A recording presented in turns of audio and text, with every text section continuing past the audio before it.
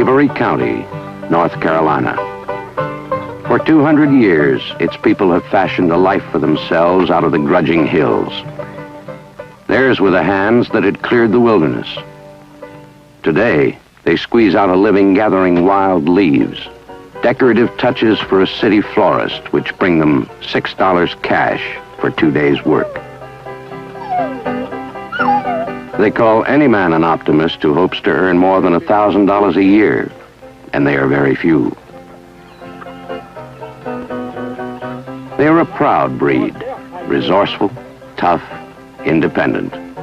They have always been a patriotic people, sending sons to every war since the Revolution, but returning always to the hard life of the hills.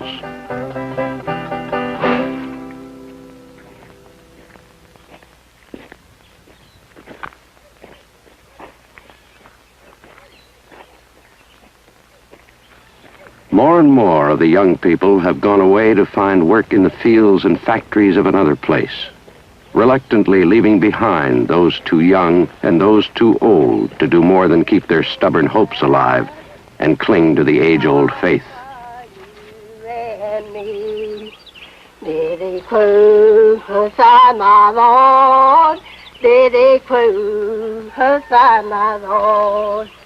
And he died for you, and he died for... They are just a few of the many who've been left in the backwaters of American life, survivors of a simpler age, their families scattered, all the lessons and accomplishments of their yesterdays, giving no guide on the path toward tomorrow.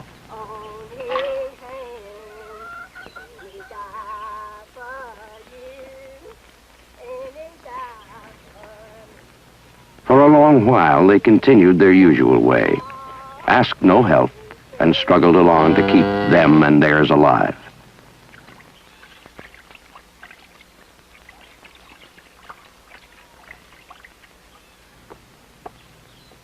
But finally the time came when they decided that they'd carried the water long enough, that their children had been denied too long.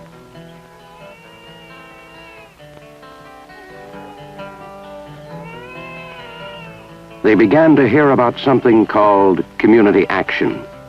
People getting together to improve their lives through a chain of concern that reached out from their own valley all the way back to Washington.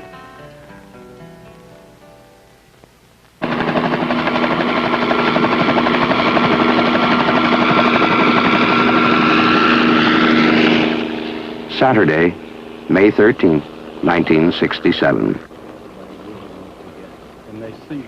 To this valley, one of North Carolina's most distinguished citizens has come with a friend from Washington to witness what his hill country neighbors have accomplished.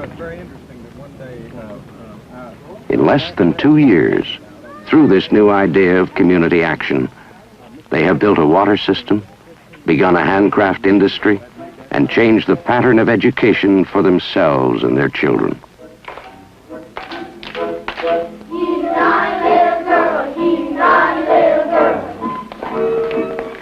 As is the custom when company comes, the children were presented first. They discovered that some of the dances were not native to the region, but all the children were. North Carolina's first Head Start graduates. United world, united world.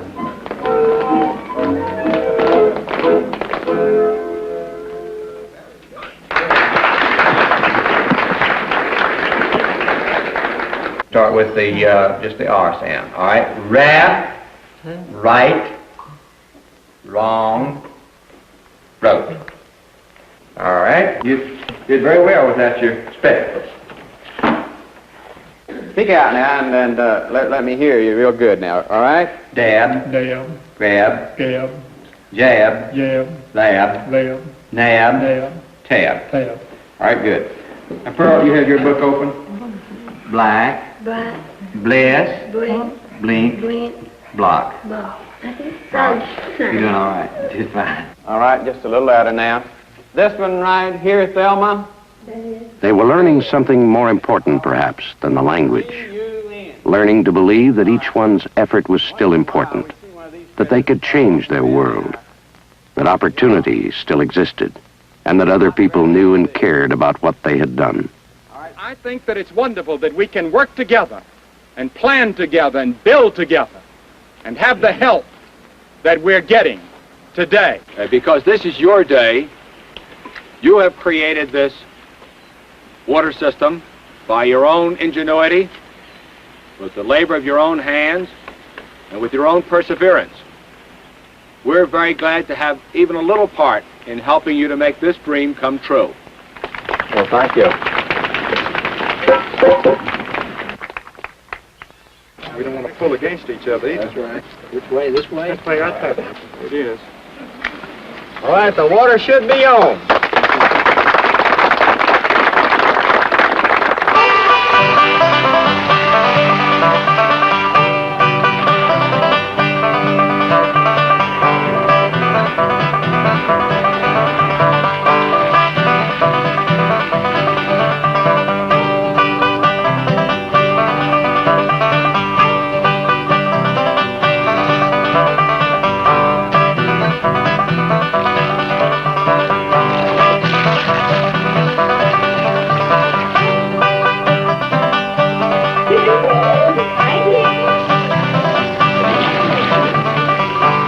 Your health, sir. Thank you. North Carolina Health. Breaking bread together on the church ground placed a seal and a benediction on their accomplishments. For Billy Graham, it had been a day of revelation. For the people of this valley, it was something far more. We in the mountains of North Carolina are very rich. We're rich in the beauty of these mountains. We're rich in our faith. We have a faith in God. We've watched Him work in our community.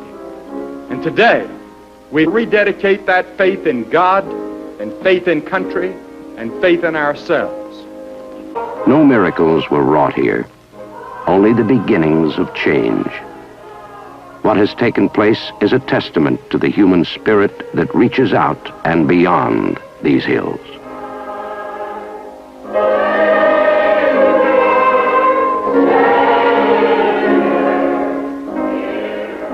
I think that it's possible to be comparatively poor and be spiritually happy. But I believe that Christ teaches that we can have both. And He taught us that while we're to go out and proclaim the gospel on the one hand, we're also to go and give a cup of cold water in His name on the other hand, and in so doing, we are gaining reward in the future life.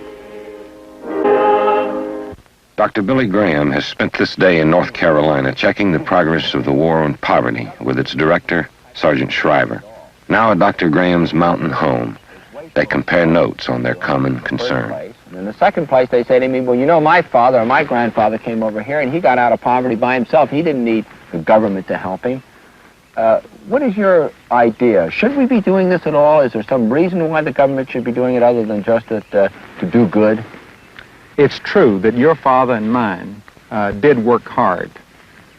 But our world has changed a great deal since your father's day and my father's day. Now, the Bible teaches that if a man is naturally lazy and idle, and he gets drunk and spends his money on drink and so forth, that he doesn't deserve our help except to try to get him remotivated, reconverted, reborn, and changed so that he'll work for himself. But if a man or a woman is poor and they can't help it, let's say it's a widow, or perhaps the husband is left, or whatever or he may not have a job opportunity in the area in which he lives, then first of all, the church has a responsibility. And until more recently, the church has done nearly all of it, at least in our Western culture.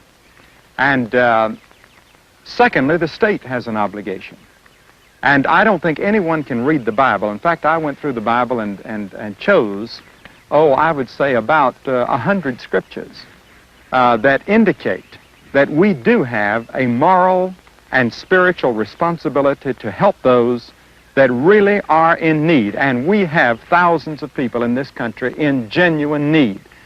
And when people say this, I think sometimes they have blinders on and they don't see the needs. Well, it's my Christian responsibility to think about such things. It's my duty as a citizen of this country to think about such things. And not only to think about them, but to do something about it.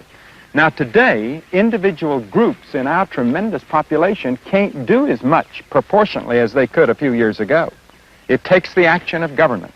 And that's one reason why I have supported the idea of the poverty program. Now I know that there have been many mistakes made. You can't start a thing like this as quickly as you've done it without making some mistakes. It couldn't be done perfectly.